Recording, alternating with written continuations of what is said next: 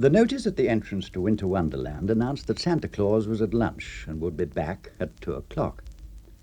Santa Claus, otherwise the elderly Charlie Green of the packing department at Thompson's Superstores, was already at his post, discreetly concealed behind a Hessian curtain. It was only 1:45, but Charlie always returned from his lunch break in good time to prepare himself for the afternoon duty. A tall, upright, broad-shouldered man, every inch of him proclaimed his years of service in the county regiment. This was the 9th year he'd acted as Santa Claus at the stores. The management was confident that he was the man for the job, and so was Charlie. Or he had been, up till today. Somehow, the magic was missing this year. His enthusiasm was beginning to wane. He definitely not felt well disposed to most of the children who had visited him that morning, though he had, of course, concealed it under his white whiskers and hearty Christmas greetings. He directed a scornful glance at Rudolph, the red-nosed reindeer. Rudolph returned a mild, glassy-eyed look, his head nodding gently, and his nose, lit by a lamp, glowing feebly. "I've never seen anything like it in my life," thought Charlie. But he couldn't really blame the Winter Wonderland, in spite of its idiot-faced gnomes and the unfortunate Rudolph. Something must have gone wrong with Christmas to make him feel like this. Everyone's spending themselves silly, and nothing to show for it, except a load of plastic rubbish that wouldn't last 5 minutes when the kids got hold of it. He looked at his watch. 7 minutes to 0 hour. Now, fully clad in his Santa Claus outfit, right down to the black varnished gumboots, he sat on the sledge behind Rudolph and listened to the din from the toy department outside. Charlie's memory went back over the years to the Christmas mornings of his own childhood. Waking up in the cold and dark to find the stocking at the foot of his bed, bulging with mysterious lumps, and a parcel or two beside it. No electric light to switch on in those days. Just feeling the lumps and bumps in the stocking, trying to guess what Father Christmas had left him.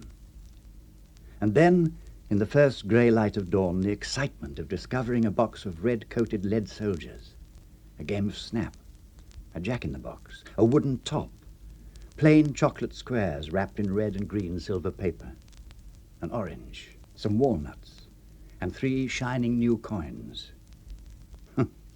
Kids wouldn't even look at them today, thought Charlie. But what pleasure those simple things had given him. The clock of St. Mary's in the High Street struck 2. The Hessian curtain was pulled open and tied back.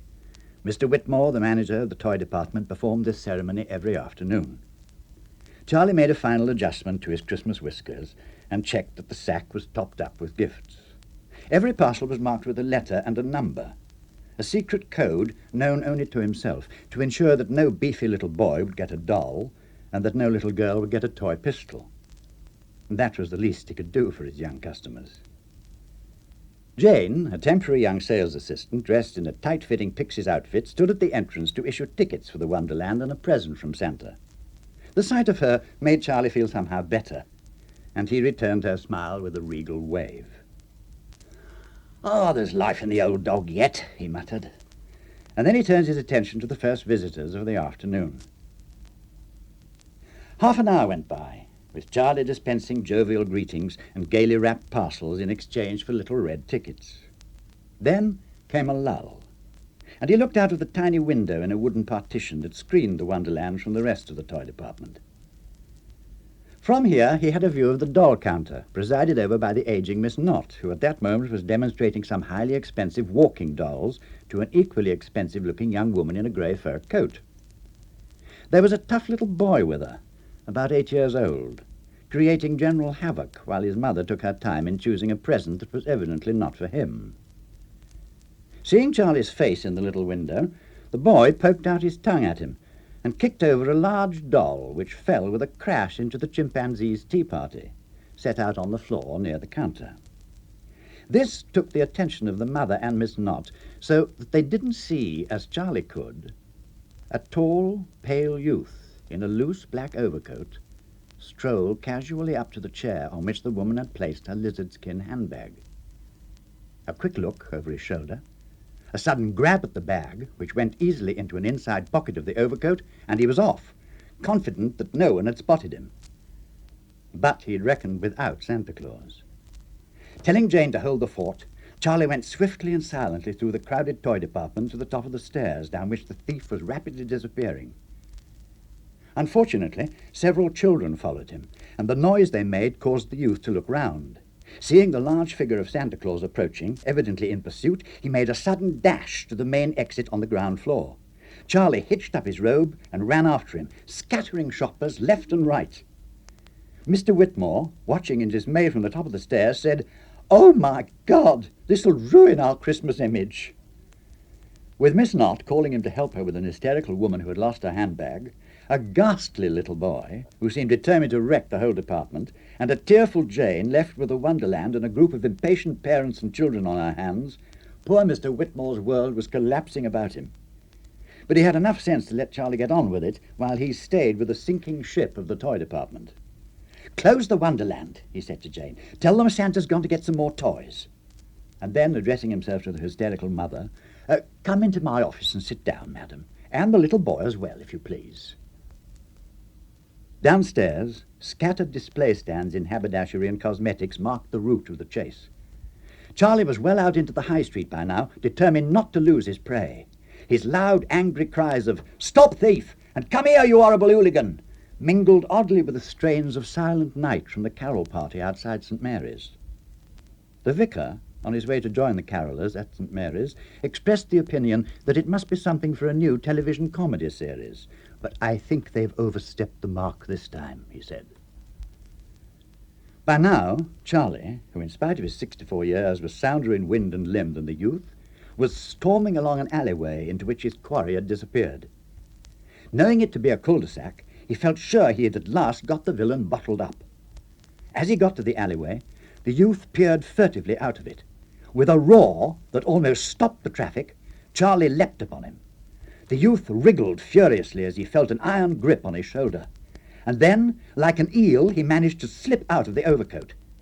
Charlie, still holding the coat, fell sprawling on his back, and the young man vanished in the crowded high street. Charlie had lost his man. But there was one consolation. The lizard-skin handbag was still in the overcoat. Charlie picked himself up and looked inside the bag. Among a wealth of feminine accessories was a thick wad of notes.